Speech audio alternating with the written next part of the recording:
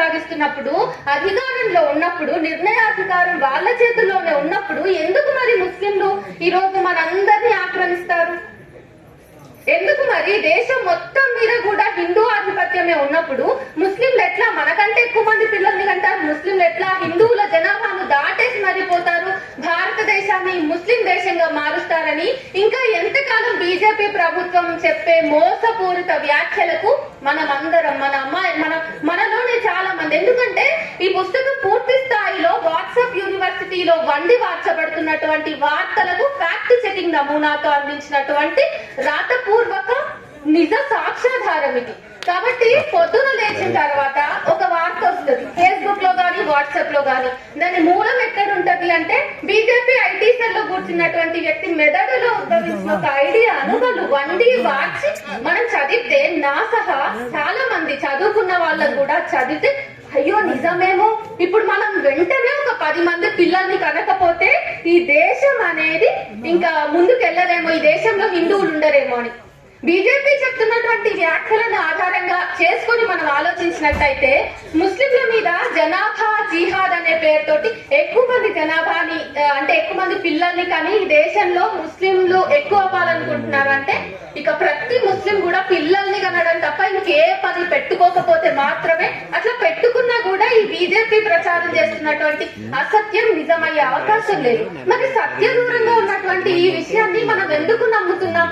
సామాన్య ప్రజలు ఎందుకు ఈ రోజు వాట్సాప్ యూనివర్సిటీలో వండి వార్చబడ్డ వార్తలకి ఆవేశపూరితమైపోయి ఉగ్ర రూపం దాల్చి పక్క పక్కనే ఉన్నటువంటి ముస్లిం సోదరులను గాని క్రైస్తవ మతస్థులను గాని ఎందుకు టార్గెట్ చేస్తున్నారు? నిన్న మొన్నటి దాకా కలిసిమెలిసి అలయబలయం తిరిగినటువంటి మనమే ఈ రోజు ఎట్లా మాట్లాడుతున్నామంటే, ఎగ్జాంపుల్ కి ఒకటి చెప్తా.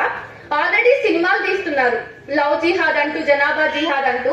ఇంకా ఇప్పుడు కొత్తగా ఇన్స్టాగ్రామ్ ఇన్ఫ్లుయెన్సర్స్ ని కూడా ప్రభావితం చేస్తే, రీసెంట్ గా ఒక ఇన్స్టాగ్రామ్ ఇన్ఫ్లుయెన్సర్ అయ్యప్ప మాలేశాడు.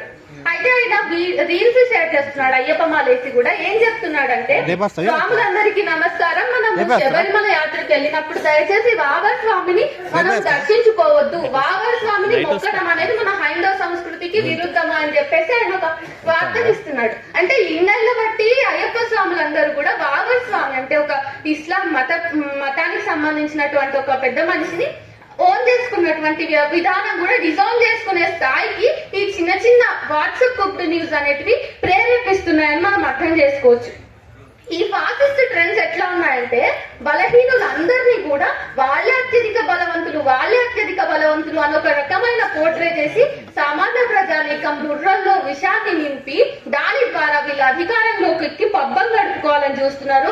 అందులో భాగంగానే నిన్న జరిగినటువంటి జాగో భాగ్యనగర్ చలో బాలాపూర్ అనేటటువంటి ఒక మీటింగ్ కూడా. మిత్రులారా, ఈ పుస్తకంలో ఉన్నది ఎక్కడో లేవు. పొద్దు నుంచి రాత్రి పడుకునే వరకు మీరు గమనిస్తే ఇంకా కావాలంటే వాళ్ళు నిజంగా అంత బలంగా అనుకున్నారు కనుక మీ కళల్లో కూడా వచ్చేటటువంటి అంశాలన్నీ ఇందులో ఉంటాయి. మీరు పొద్దున్న లేస్తే ఏదో ఒక వార్త ఎమోషనల్ గా కనిపించింది కదా అని చెప్పేసి చదువుతారు.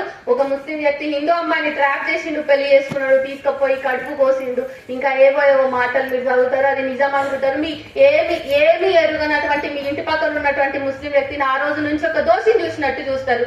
ఇట్లా పక్క వ్యక్తులకి మధ్య వైరం పుట్టించి దేశాన్ని మతాల పేర విడదీసిన తర్వాత ఇంకా మనం అంతా ఒక్కటిగా ఉండాలి, హిందూ మతం అంతా ఒక్కటే అని చెప్పేసి హిందువులని యూనైట్ చేసి మొత్తానికి ఇతర మతస్థులను వేరు చేసి ఈ దేశంలో అధికారాన్ని ఇంకా దారుణంగా చేజిక్కించుకోవాలనే ప్రయత్నంలో మాత్రమే ఇదొక భాగంగా మనం చూసినంత కాలం మనం జాగరూకతతో ఉండగలుగుతాం. ఈ కనీస విషయాన్ని అవగాహన చేసుకోవాలని కోరుకుంటున్నాను. అయితే వాట్సాప్ యూనివర్సిటీ వండి వార్చే వంటలన్నింటి వల్ల మనకి డోపమైన్ అనేది ఎక్కువ రిలీజ్ అవుతుంది కాబట్టి వాడు మనని ఎమోషనల్ గా ట్రిగర్ చేస్తాడు, రిలీజియన్ పేరుతో ట్రిగర్ చేస్తాడు, మన విశ్వాసాల మీద కొడతాడు. కాబట్టి మనం నమ్ముతున్నారు చాలా మంది అమాయకులు. చదువుకున్న వాళ్ళు కూడా ఈ రోజు జాగరూకతతో ఉండకపోతే దేశం ఖచ్చితంగా ఎన్నో అంతర్యుద్ధాలకి స్థానం అవుతుంది. భారతదేశం ఒక యుద్ధకాండ కాకముందే మనం అందరం కూడా మేల్కోవాలని కోరుకుంటూ ఈ లవ్ జిహాద్ పుస్తకం కేవలం 175 రూపాయలే మలుపు ప్రచురణలో దొరుకుతుంది. కొని చదువుతారని ఆశిస్తున్నాను.